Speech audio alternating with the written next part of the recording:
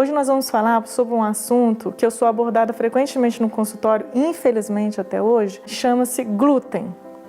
Já ouviu falar? Pois é, nós vamos falar sobre ele um pouquinho. Então tem inúmeros estudos, a grande maioria da ciência correta, séria, está produzindo mais materiais a respeito da não utilização de produtos contendo glúten. Então, vamos partir do começo para que vocês me entendam. Nós somos dotados de um sistema de defesa chamado sistema imunológico. O nosso sistema imunológico, ele nos defende de agressores, tá? Ele é acionado normalmente quando alguma coisa passa a nos agredir. Mas se você perguntar para mim, qual é a principal característica do nosso sistema imunológico? Questão de prova. É a tolerância. Imagine se o nosso sistema imunológico fosse intolerante.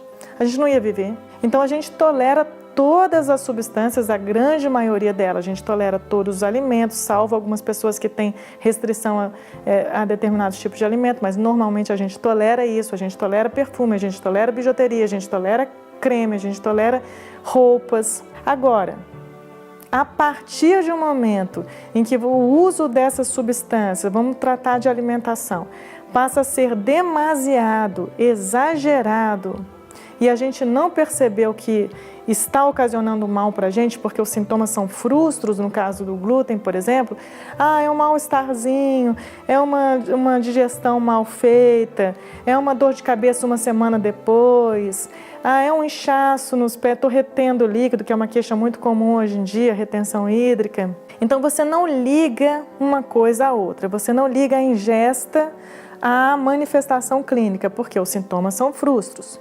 Não é igual uma alergia alimentar do tipo mediada por IgE, que é uma alergia à dipirona. Tomou dipirona, inchou a boca, edema de glote. Comeu camarão, mediado por IgE, imediato. Não é. A alergia a glúten é uma hipersensibilidade tardia, então normalmente você não liga os sintomas à ingesta do alimento, o que torna mais difícil, salvo se a gente procurar especificamente a produção de anticorpo contra aquela substância. Então, o que a gente está se deparando hoje em dia é uma dificuldade de receber informação correta, porque a gente tenta, como médico, passar a melhor informação possível e vem a mídia falando o contrário. Então, o brasileiro, coitado, ele já não recebe a informação correta. Na hora que não recebe informação de forma alguma, aliás.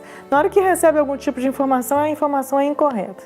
Então, vamos tentar aqui passar para vocês o que é certo. O que a gente tem hoje em dia de manifestação clínica? Retenção hídrica, aumento absurdo do número de câncer de intestino grosso, tá? Aparecimento absurdo do número de doença degenerativa do sistema nervoso central, que a gente não via antes, como esclerose múltipla cerebral, que está sendo considerada epidemia também, déficit de atenção e hiperatividade nas crianças, e o autismo. Então, são os grandes ramos de degeneração, que alguma coisa está ocorrendo com o sistema, e você vai examinar o cérebro dessas crianças, por exemplo, com autismo, com déficit de atenção e hiperatividade, você não vê nada estrutural. Não é um problema neuronal, estrutural que está acontecendo com essas crianças, não. Eles estão entrando em contato com algum tipo de toxina cerebral que leva a uma hiperexcitação. Então, esse é um ponto. As doenças autoimunes, tireoidite autoimune, gastrite autoimune a rodo, artrite reumatoide, esclerose múltipla cerebral, psoríase, isso a gente não via em medicina. Então, eu recomendo que vocês leiam um livro, tá, chamado A Dieta do Futuro, que é um título que ninguém dá valor a ele, mas quem escreve não é qualquer pessoa. Quem escreve é o Dr. Hiromi Shinya. Simplesmente ele é o chefe, tá, do serviço de endoscopia digestiva do Hospital Albert Einstein de Nova York agora. Então, escuta, leia o que ele fala sobre glúten, leia o que ele fala sobre lactose e leia o que ele fala sobre carne vermelha. Não é qualquer pessoa, não é uma modinha falando sobre glúten, não. Tá? É o Dr. Hiromi Shinya, é o descobridor da colonoscopia. Então, em todos os congressos sérios internacionais que você for, existe uma preocupação crescente na passagem de informação para o médico. Não deixe o seu paciente comer glúten, glúten associado a câncer de intestino grosso, glúten associado com doença neurodegenerativa e glúten associado com doença autoimune. Isso é verdade, isso é fato, isso a gente vê no consultório e é passível de dosagem. Então a gente nasce sem anticorpo contra essa substância, porque a gente é tolerante a ela. Então você tolera anos e anos a exposição. A partir de um certo momento, a exposição fica exagerada. Então seu organismo começa a se defender. Ele começa a fabricar anticorpo contra a substância. Aí pronto. Quanto maior for a exposição e você não ligar para ela, o anticorpo está formado. Só que ele começa a ser formado em título baixo. Ninguém começa a formar anticorpo em título alto. Então você vai se expor na substância. Se expor na substância, o título de anticorpo, ou seja, o nível de anticorpo vai aumentando. Então a sua intolerância à substância vai aumentando. Então a manifestação clínica em referência àquilo que o organismo não está gostando vai aumentando também. E o que a gente não quer é que você apareça com um problema grave desse em decorrência de uma alimentação mal feita. Então é preciso ser sério a respeito, é preciso ler, isso não é um modismo, tá? E uma pergunta absurda que a gente tem que lidar com isso no consultório é o seguinte, mas pare para pensar.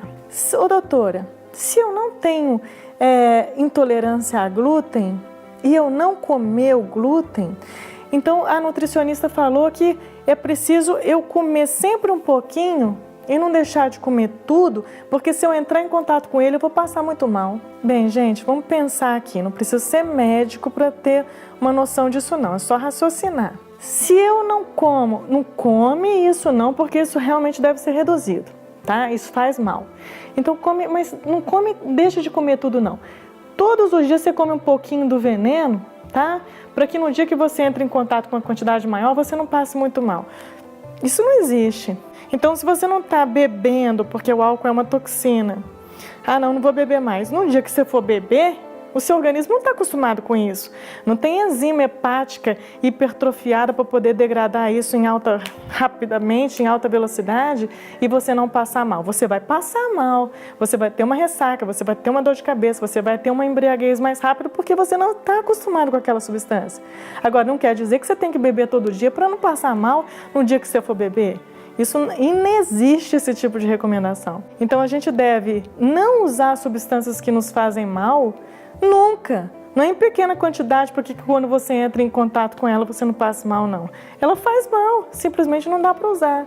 Eu não quero deteriorar o sistema, então não vou usar esse tipo de substância. Isso é uma recomendação e não esqueça de ler esse livro do Dr. Hiromi Shinya, porque isso é importante, é um legado que ele está dando para o leigo. Fica com essa.